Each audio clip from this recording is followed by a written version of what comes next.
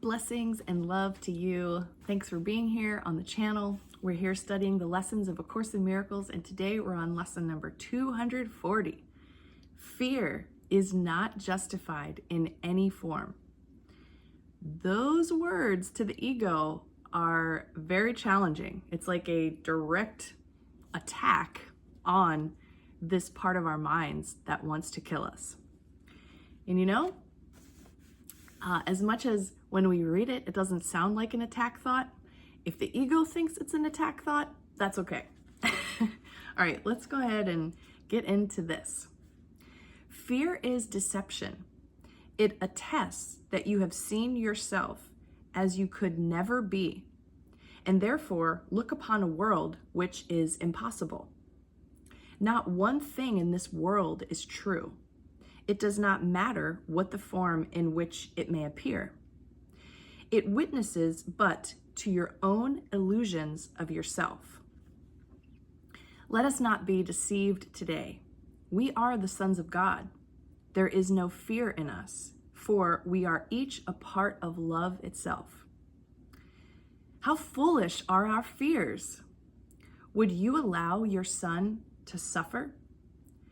Give us faith today to recognize your son and set him free. Let us forgive him in your name, that we may understand his holiness and feel the love for him, which is your own as well. Fear is not justified in any form. So what this lesson is empowering us to declare is that the ego's thought system is not the one that we're choosing. Everything in that part of your mind is about fear and guilt and being a victim. All those things resonate on that frequency. And it's a choice. If you choose to be on that side of things, okay. But if you want to rise to your full expansion and capacity, then you can look at this idea and pray that fear be removed from your mind in any form, because while we're still having this earth experience where it appears that there are brothers and sisters around us, our key to happiness and peace and salvation is to love our brothers and forgive our brothers. And so we can make sure that we're not still holding on to resentments and grievances, whether it's about one person or an entire group of people, whatever it is. Be vigilant in scanning your mind today to make sure that the only way that you extend yourself to others is through love. And if you notice that you're judging or justifying some, grievance or some past event, and this is why you feel that way, ask, pray, meditate, envision those thoughts becoming little blobs of clouds that just float away. You don't need that anymore. It doesn't serve you. It never has, and it never will. Always, when you're faced with the choice between being right or being loving, choose love. I'm learning this as well.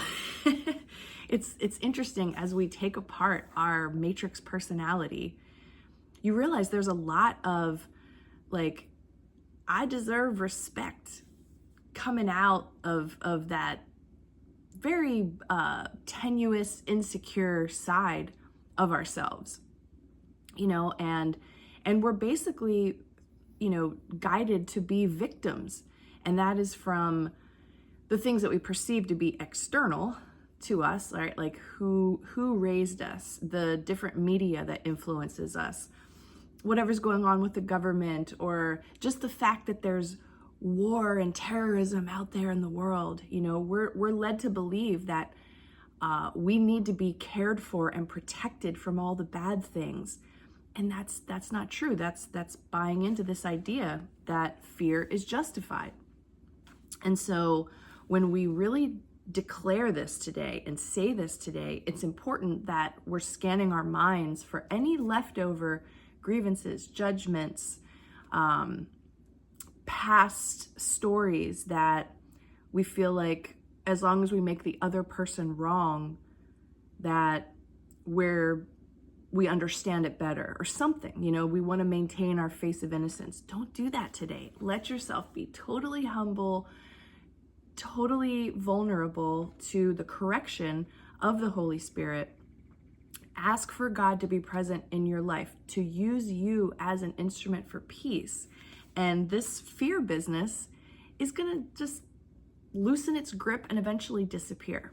So I wanted to close with Ken Wapnick's commentary at the end of this lesson. I think it helps tie everything together.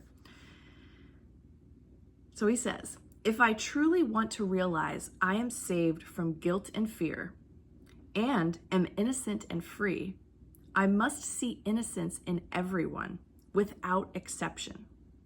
Thus, the way to remember who we are as God's Son is to realize his oneness and to see that attack thoughts are part of the ego's strategy to keep from us the awareness of our inherent unity. If we are therefore serious about learning, practicing, and achieving the goal of this course, we must be equally serious about changing our minds about those against whom we hold grievances.